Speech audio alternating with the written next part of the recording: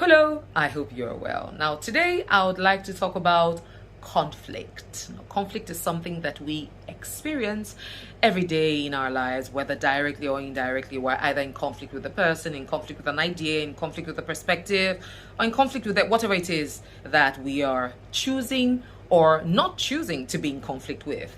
And two very interesting gentlemen by names Kenneth Thomas and Ralph Kilman came up with 5 conflict resolution strategies: avoid, accommodate, compete, compromise, and collaborate. I'm going to be shedding some light on each of them and just let you know what exactly is a conflict resolution strategy that you use in your places of work, at home with your children, with your friendships, your partnerships, and whatever it is or wherever it is that you engage yourself, so that you will know how to do it better and how to use the right strategy for the right situation. Now to the first, avoid. Now, people who use this strategy are those that are not willing to face the challenge or face the situation or face the person that they feel are causing their conflict.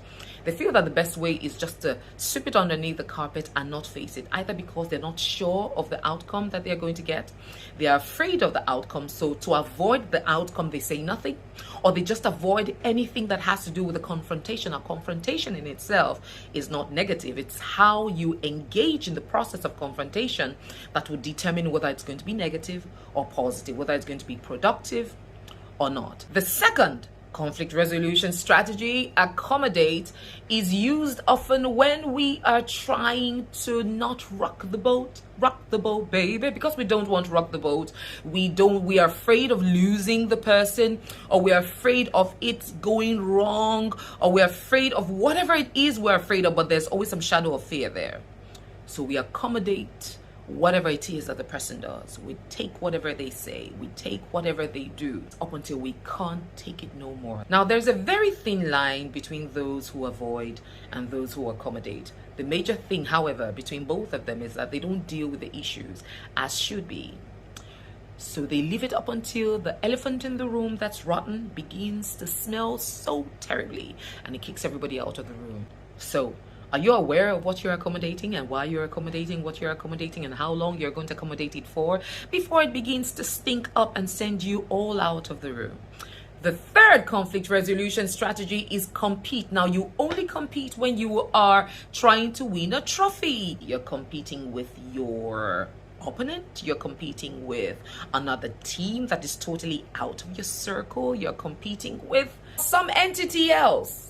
Not with someone with who you share a partnership, not with your boss, not with your colleague with whom you work in the same organization, not with your husband or your wife, not with your spouse, not with anyone that is within the same sphere. Because if you're competing, then you do not have the same vision.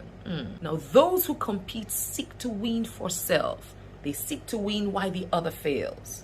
So if you share the same vision, why would you want the other to fail while you progressively win? The fourth conflict resolution strategy is compromise. In compromise, sometimes I win and sometimes I lose. Well, sometimes you win and sometimes you lose. When you're winning, I'm losing. And now when I am winning, you're losing. So that way we choose what we're going to have to give up for each other so that we can win together. For the sake of what we're trying to achieve, there are times when I'll need to come down from my high horse and allow you to climb yours. And there are times when you need to come down from your high horse and allow me to climb mine. That is pretty much finding a way to compromise so that both parties can be able to coexist. Now, the fifth and what is considered the most productive kind of conflict resolution is the place of collaboration.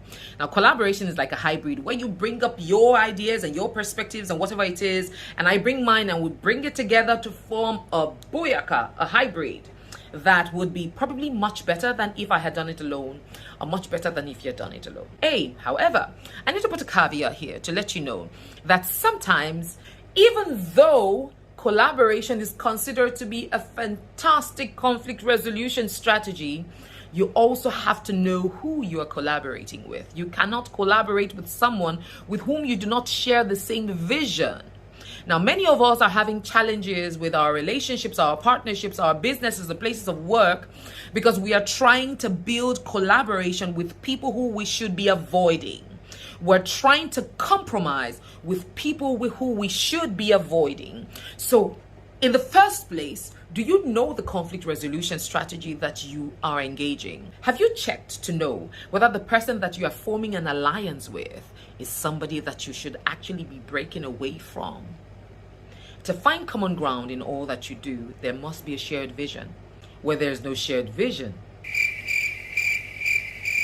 quite importantly, there's nothing as significant or as important as knowing the conflict resolution strategy that you're using every time to engage wherever it is that you go.